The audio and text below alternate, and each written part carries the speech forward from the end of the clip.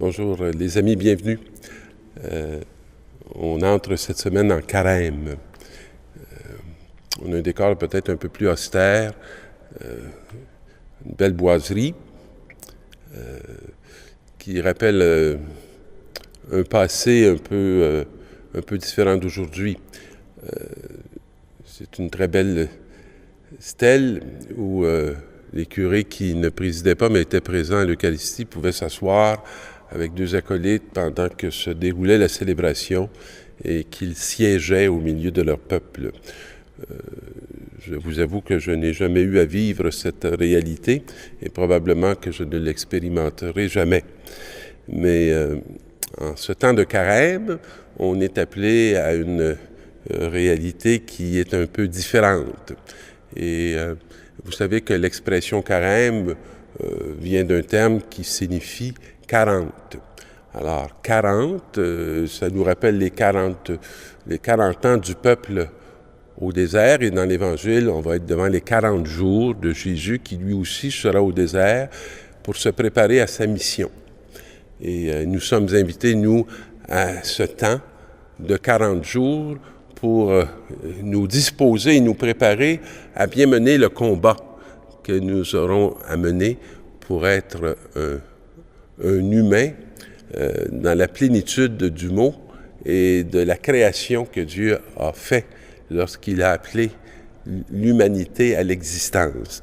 Et le premier texte que la liturgie nous propose est un des textes qui est parmi ceux qui sont le plus connus, qui vont nous parler de la création de l'humanité quand Dieu va placer au jardin d'Éden l'homme et la femme et qui va les inviter je vous lis l'expression. Alors, il fit pousser du sol toutes sortes d'arbres à l'aspect attirant et aux fruits savoureux.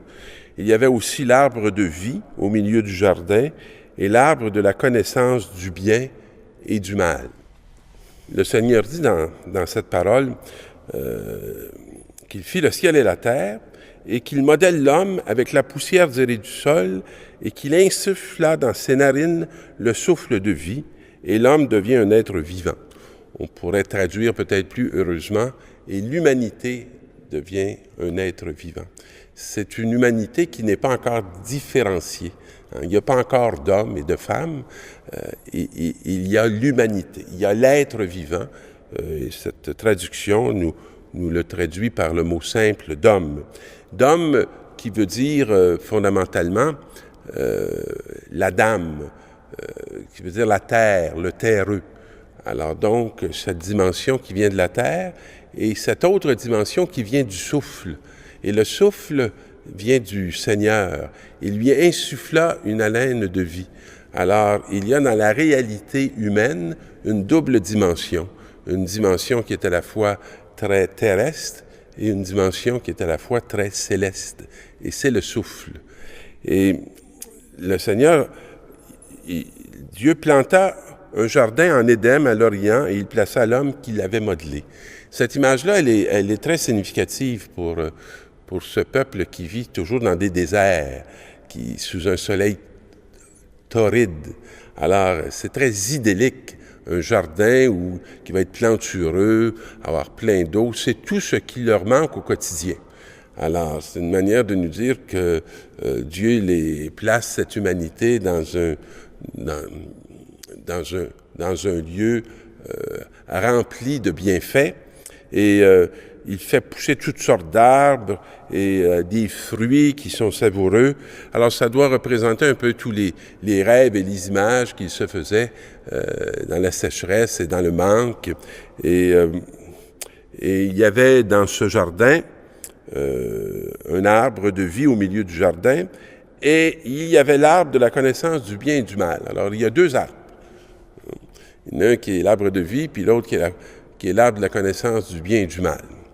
Et le serpent, qui était très rusé, on va nous dire dans cette parole, dit à la femme, « Dieu vous a dit, vous ne mangerez pas le fruit d'aucun arbre du jardin. » Et la réponse de la femme est très intéressante. Elle répond, « Nous mangerons les fruits des arbres du jardin, mais pour celui qui est au milieu du jardin, Dieu a dit, vous n'en mangerez pas. » Alors, la première réalité que propose, ou la première interprétation que propose le serpent, c'est que Dieu a mis un interdit sur tous les fruits. Et c'est comme si elle va rectifier, Ève va rectifier, puis elle va dire non, c'est pas ça qu'il nous a dit. Il nous a dit qu'on peut en manger de tous, sauf un. Mais souvent dans l'humanité, quand un fruit nous est refusé, c'est comme si l'ensemble des fruits nous était refusé. Et ce que le serpent veut laisser croire à notre amie Ève, c'est que Dieu ne les aime pas parce qu'il veut conserver les biens pour lui. Alors, donc, il n'est pas un Dieu aimant de cette humanité qu'il crée. Et la femme dit, il nous a dit, si vous touchez à cet arbre, vous allez mourir. Et là, le serpent va dire, pas du tout, vous ne mourrez pas. Vous ne pouvez pas faire confiance en ce Dieu qui se trompe pour vous maintenir, dans le fond, dans une attitude, pour vous maintenir sous sa domination. Et parce que le serpent dit, il sait très bien que le jour où vous en mangerez, vous deviendrez son égal. Et Dieu ne veut pas que vous soyez son égal. Alors, et là, notre amie Ève va manger du fruit parce que finalement, elle va faire confiance davantage en la parole du serpent qu'en la parole de Dieu. C'est une très belle symbolique qui nous dit, d'une certaine manière, comment on fait souvent plus confiance à la catéchèse du monde qu'à la catéchèse de l'Église. Comment on est plus ouvert à l'enseignement qui nous invite à ne pas craindre Dieu, à penser que Dieu est contre nous plutôt qu'avec nous, et que si nous allons dans notre volonté, nous allons nous réaliser davantage. Alors, c'est une très belle catéchèse qui est très ancienne, qui vient de ce livre, qui nous est donné en ce premier dimanche du Carême. Et peut-être que le grand combat, la grande lutte que nous avons à mener dans le Carême, c'est de savoir quelle est la catéchèse qui va davantage nous inspirer pour guider notre vie, pour se réaliser.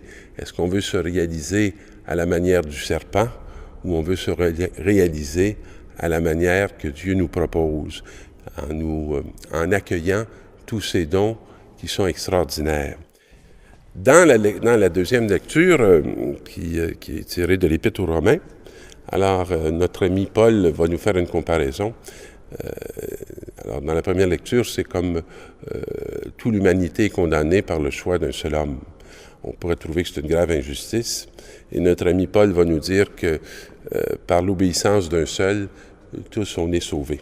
Alors, il refait une espèce d'équilibre où il nous fait prendre conscience que le salut, il nous vient de l'unique, il nous vient de Jésus-Christ.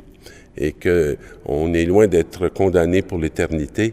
Sans cesse, Dieu a voulu accompagner son peuple pour qu'il puisse faire l'expérience de son salut, de son amour, de la vie qu'il nous donne en abondance et qu'il continue de nous donner, même quand nous, on a fait le choix de ce qui est mortel.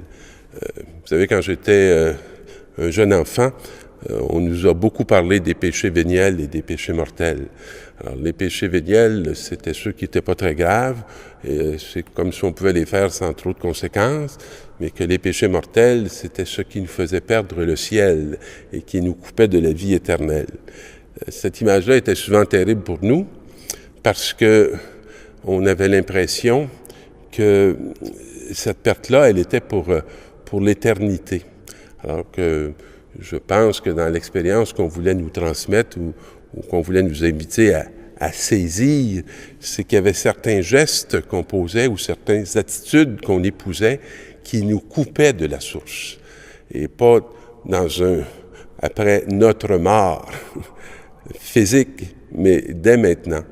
Et Dieu connaît très bien cette condition de l'homme et il se sent toujours concerné par l'homme qui s'égare. Et il veut toujours lui donner toutes les opportunités pour qu'il puisse se retrouver dans une relation avec lui qui a toujours cette sagesse qui nous fait constamment sortir de tous les pièges de mort dans lesquels notre pauvre nature peut s'égarer. Et dans l'Évangile, alors c'est le très beau texte de la tentation de Jésus au désert. Et dans ce texte-là, moi, qu'est-ce qui m'a toujours touché, je dirais, et je vous le lis la première phrase. Jésus, après son baptême, fut conduit au désert par l'Esprit pour être tenté par le démon. C'est comme si le démon est une expérience spirituelle. Alors, c'est poussé par l'Esprit qu'il s'en va au désert, et ce qu'il va expérimenter, c'est cette tentation qu'on a très bien décrit d'une manière très imagée dans la première lecture que je vous ai commentée un peu tantôt. Et après avoir jeûné 40 jours et 40 nuits, il eut faim. Et le tentateur s'approche et lui dit, « C'est à l'heure de la fragilité que nous arrive le tentateur. » Ça peut être relativement facile de croire à Dieu. Mais je me souviens d'une de mes amies qui croyait en Dieu et qui a perdu sa foi en Dieu le jour où son père est mort. Alors, elle avait été beaucoup fragilisée parce que cet homme-là avait été pour elle quelqu'un de très bienveillant, de très accueillant, de très significatif. Et la mort de son père faisait naître en elle une grande révolte. Alors ici, le tentateur va apparaître au bout de 40 jours, quand Jésus n'a pas mangé depuis 40 jours, et donc son corps est en grande fragilité. Puis il lui dit, « Si tu es le Fils de Dieu, ordonne que ces pierres deviennent des pains. » Dans notre vie, il est fort possible qu'il y ait des pierres, qu'il y ait des réalités qui soient dures, et qu'on veuille les transformer pour que de cette dureté, on puisse aller chercher certaines facilités ou certaines satisfactions immédiates. Et à cette tentation, Jésus va répondre que l'homme ne vit pas seulement de pain, mais de toute parole qui sort de la bouche de Dieu, et que dans les duretés, il faut être capable d'être nourri par cette présence qui va éviter qu'on dévie de notre être profond, et qu'on puisse accomplir cette croissance et mener à bien le combat, que chacune des tentations que nous allons voir dans le texte de cette semaine va nous exprimer et qui va essayer de nous faire saisir qu'elles sont bien présentes dans chacune de nos existences. Je vous laisse méditer sur les 2 prochaines et je vous souhaite un excellent carême et heureux de faire route avec vous pour cette parole et dans ces paroles qui vont faire de nous d'authentiques fils et filles de Dieu. Bonne semaine.